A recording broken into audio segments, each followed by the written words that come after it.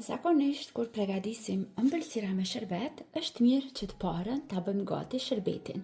Në këtë mënyrë do e shkurtojmë shumë punën e përgatitjes dhe ndërkohë sherbeti do të na ftofet dhe do të na bëhet tamam për ta shtuar tek sheqerparja. Në një enë më të madhe do të shtojmë 1 kilogram sheqer. Dhe në të njëjtën sasi, sa kemi shtuar sheqer, aq shtojmë edhe ujë. 1 litër me ujë.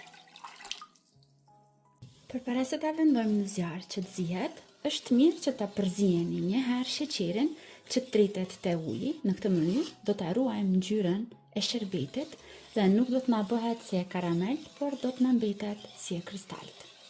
Vazhdojmë tani në zjerje. Në zjarr mesatar do ta zijemi dhe do ta bëjmë kohën e matjes nga momenti që do të fillon që të vlon. Nga momenti që shohim që ka filluar të vlojë sherbeti në zjarr mesatar, e zijim fiks për 10 minuta. Vazhdojmë tani me përgatitjen e brumit të sheqerpares.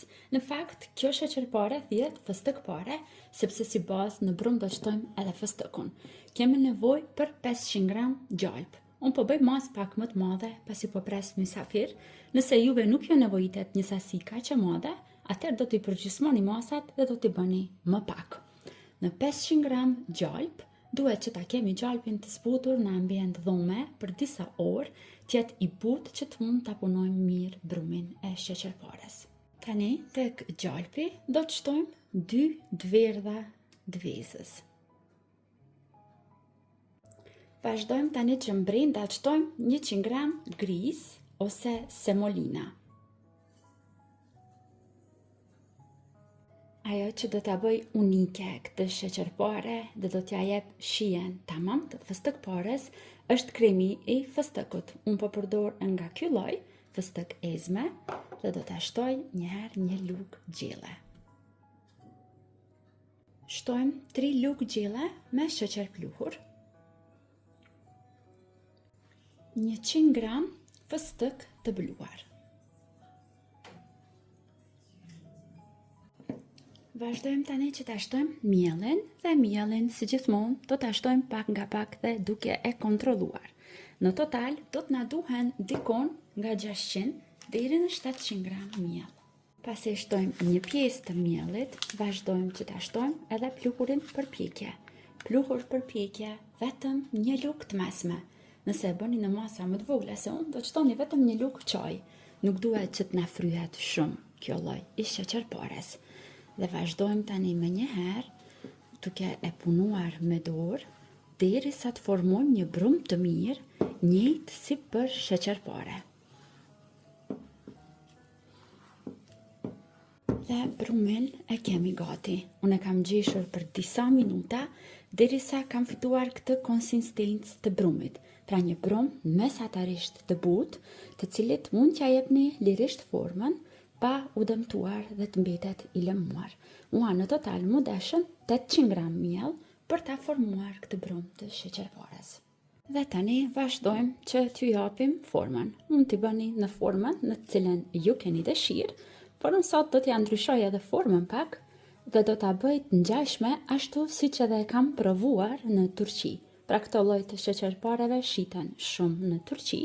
Atje ishte hera e parë që e kam provuar dhe mundoja disi ta rikrijoj recetën dhe ta bëj dhe ta sjell edhe për juve që ta provoni edhe ju në shtëpitë e juaja. Kjo është forma që duhet t'u japim, duke u siguruar që edhe pjesët anësore t'i lëmojmë mirë. Do të munduemi disi t'i bëjmë të barabarta, gjitha për të dukur më bukur. Vazhdojmë tani kështu, derisa të përfundojmë me tërë brumin, duke ja dhënë formën e demonstruar.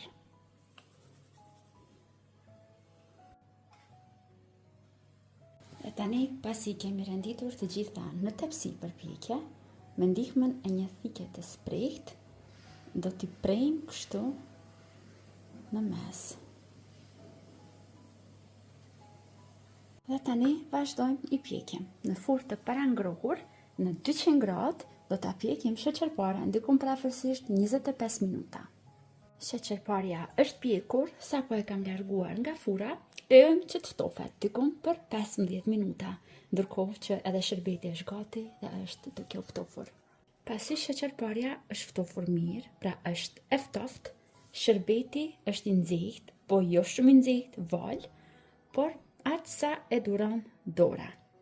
Vazhdojmë tani që shërbetin ta shtojmë sipër sheqerpareve. Dhe vazhdojmë, i mbulojmë me sherbet, pra në tepsi do ta shtojmë tërë shërbetin që e kemi përgatitur. Tani duhet që të presim, mos paku 2 deri në 3 orë, derisa sheqerparja të pushoj pak në sherbet, ta tërheq shërbetin brenda, pastaj do të vazhdojmë që ta dekorojmë sipër dhe ta shijojmë.